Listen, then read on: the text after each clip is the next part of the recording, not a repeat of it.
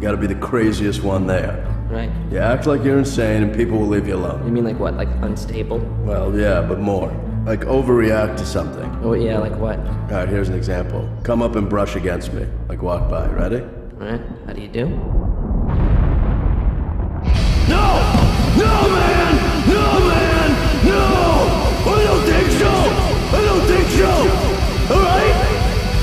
Is it? Yeah. Is it? See what I mean? That was good. Freaks you out. Feel my heart pounding. Yeah. So one of the common questions that people just getting into the more extreme forms of metal have is, what's the deal with death metal and black metal? I mean, what's the difference? And then some idiot out there usually says something like, oh, black metal, you mean like a living color? I suppose you think that was terribly clever. 안녕, 나는 총무부장이야. Oh, nice, you got it queued up. There's some archetypal death metal for you. Down-tuned guitars, very percussive, kind of stop-starty riffs, and here's some black metal for you. Flowing, tremolo-picked melodies, usually played at a higher pitch, considerably more conventionally melodic. In the case of Scandinavians, usually Norway is more associated with black metal, and Sweden is usually more associated with death metal. So you got like Burzum, Immortal, Emperor, all those guys coming out of Norway, and then you got Entombed, Grave, Dismember coming out of Sweden. But what if I told you that little compare-contrast sample I just played for you was actually all one band from Norway? Wow. Isn't that just freaking you out? I mean, seriously, isn't that just whack crap? I'm playing with your mind, man. And you know what the weird part is? I'm not even high. Not a bit. Totally sober.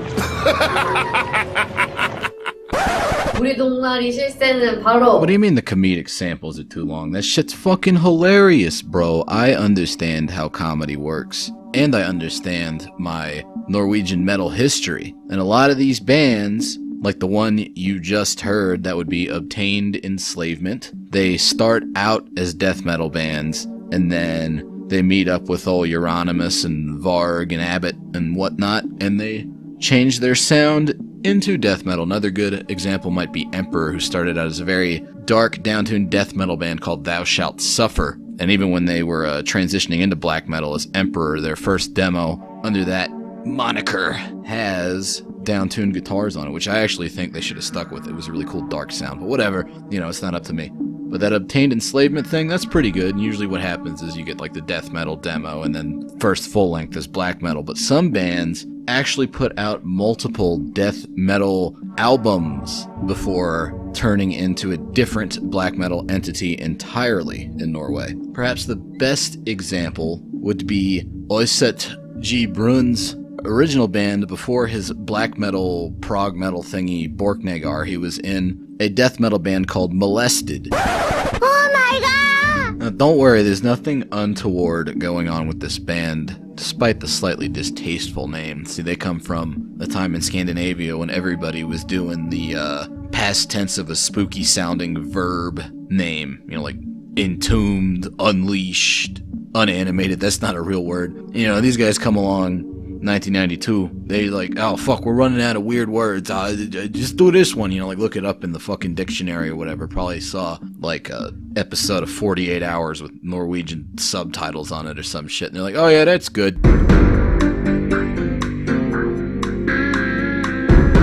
See, that's why I decided to do this episode on a few different Norwegian death metal bands, so I wouldn't have to put that band name in the title and get thrown on my ass out of this here Youthful Place. These guys played some very brutal, very unique death metal.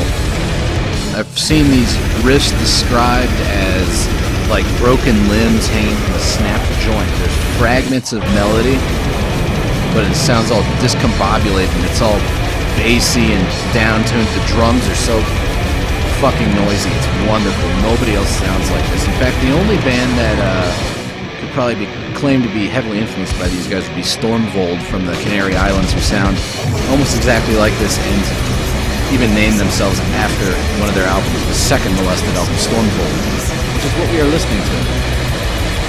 These guys have a a very unique take on the genre because it's definitely dark and brutal, but it's also got a lot of like positive energy to it. You might think of it as akin to going into sort of like the berserker gong of the old Norse sagas, just an ecstasy of death.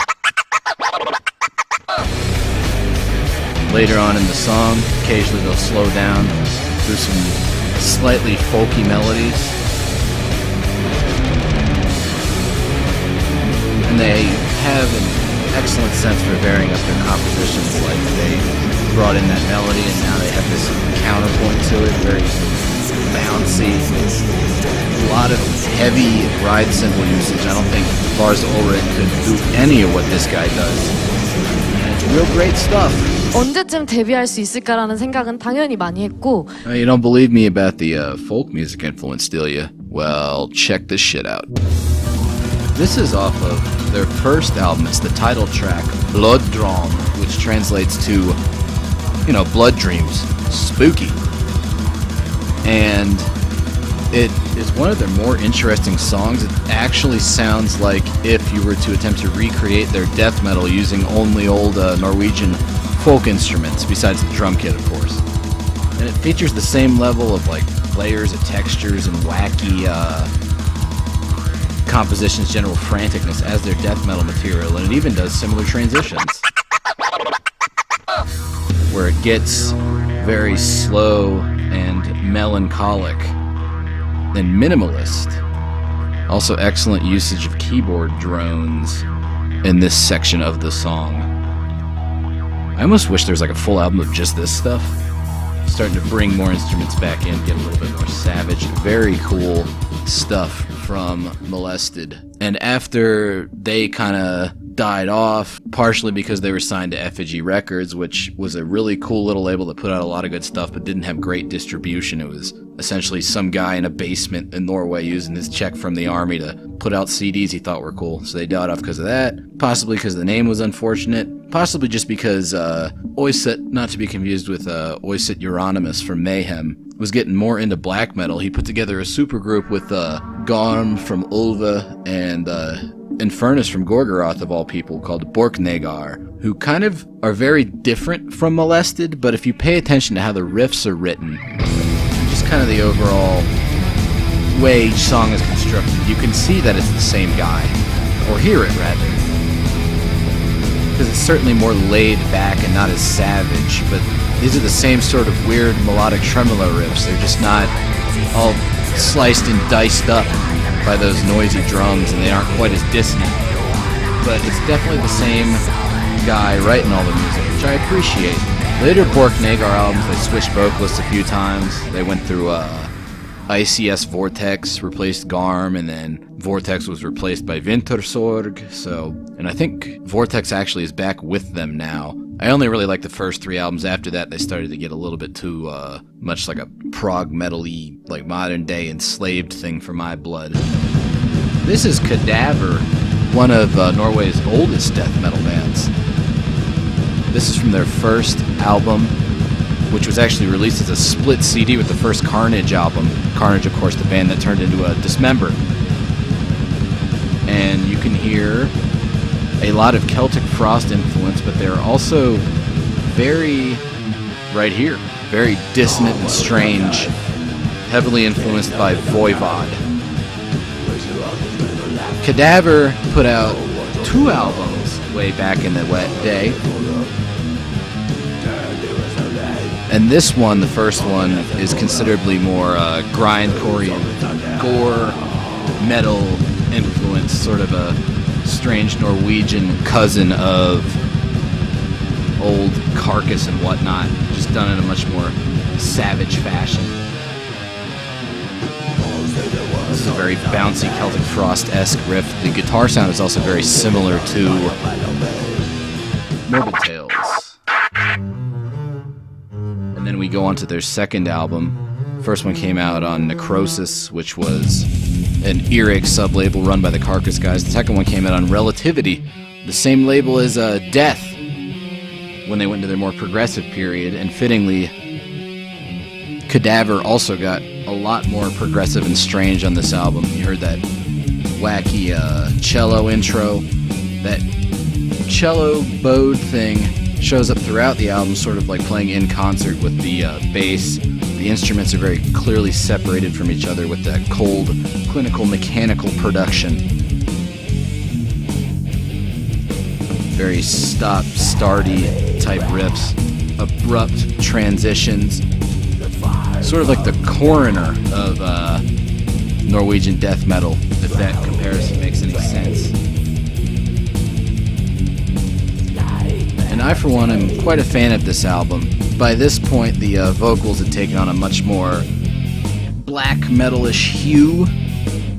And despite being a death metal band, these guys were hanging out with a lot of the Norwegian bands. Anders Olden, the main guy behind this band, was an ancillary character kind of back in the Death-like Silence days of Norwegian black metal. Didn't really tip his toe into any of the Satanism or criminality, but he actually turned Cadaver into Cadaver Inc., which was a more kind of industrial black metal thing. And it had members of Ara Noir in it. So there's another case of a Norwegian death metal band steadily transforming themselves into black metal. Cadaver are interesting in that they bridge the Swedish death metal scene and the Norwegian black metal scene in a way that few other bands could claim to do, because they started up a side project with the guys from Carnage called Heider, who only ever really put out like a couple of very nasty sounding rehearsal demos. But Heider also had another guy in the band who was in a Norwegian death metal band by the name of Buttocks, which isn't a great band name. Yes, sir. Bit me directly in the buttocks. So they changed it to Algol. This one also came out on Effigy Records. But like I said, put out a lot of cool stuff. It's just impossible to find some of it. Molested at least got reissued, as did the first Obtained Enslavement album. But Algol, you're going to have to shell out a pretty penny to find this shit. Which is worth doing because it's really, really good. It's very offbeat death metal, again with a heavy Celtic frost influence, much like Cadaver. You even heard him do a little And the bass playing is very loud and an integral part of the music. More so than would usually be heard in this sort of primitive extreme metal. Riffs running all over the place. Later on, they get into some more mid-paced stuff and an incorporation of a lot of old school heavy metal and maybe even a bit of blues influence in the soloing. They know how to ride a groove pretty well, especially for a death metal band of this type. Maybe this is an alternate universe version of the death and roll that Entombed were trying to do on their later albums, but I think I like this a lot better. You can probably feel it in your bones that we're building towards some sort of climactic breakdown to this song as the intensity gets ramped up with the soloing. That rhythm guitar riff sort of slowly creeping up the neck. Just a very simple rising action, but it's very effective. And here is a little bass solo. So you even get that. That's cool. You don't hear that often in death metal. Especially one that's not technically complex, but rather melodic. Sort of weaving its way around that simple but effective mid-paced riff. And this is what we're building up to. This sort of odd, like, Viking rowing chant of a breakdown that I haven't really ever heard attempted by any other band. It's a very unique thing that they're doing. In fact, this whole album is just unique and strange.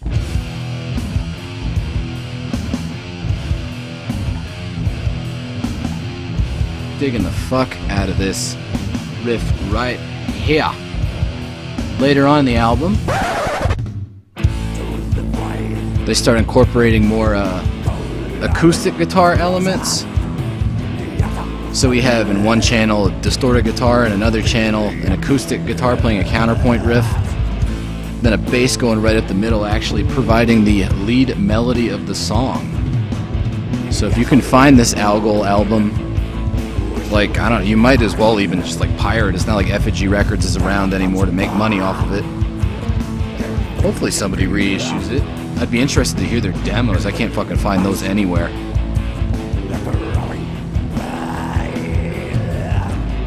I like the vocals. I like this weird little blues guitar solo. They do stuff like that. There's a decent amount of black metal, specifically of the Celtic Frost percussive variety, which of course mixes very well with death metal. For more examples of that sort of thing, see Cyanide from Chicago. Last but certainly not least, we have another rather old band, Fester.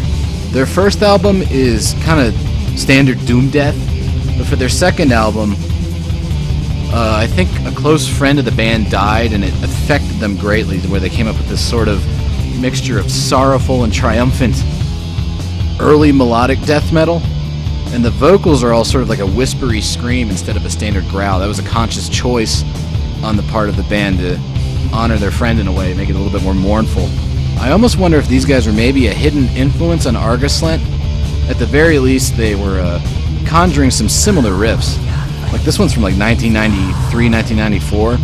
Nothing much else sounds like that outside of the later Argoslent albums. Luckily, this second Fester album, Silence, is very easy to acquire because for some reason like nobody likes it, even though it's fucking dank. So you can get it for like $2 on Amazon last I checked. That's where I got it. Of course, they're probably not shipping anymore on account of, the Interestingly, a lot of the bands that started out as death metal, like Emperor, later on after they split up, Samoth from that band formed the very morbid angel-y Zyklon, and then there was sort of like a resurgence of Norwegian death metal playing very American, specifically Morbid Angel styled stuff with bands like Blood Red Throne and Mørkskog, so sort of like a weird ebbing and flowing of death metal and black metal influences going on in Norway. And hopefully that's a decent enough primer for y'all on Norwegian death metal type stuff. I don't know, I like listening to this kind of shit, and I'll see you around. Jay, did you ever think you would live through the opening act of every zombie movie? Like on TV? It says, like, there's a virus going around, as things progressively get worse. At first people are like, it's no big deal. Things are fine. It's a virus. Oh my God!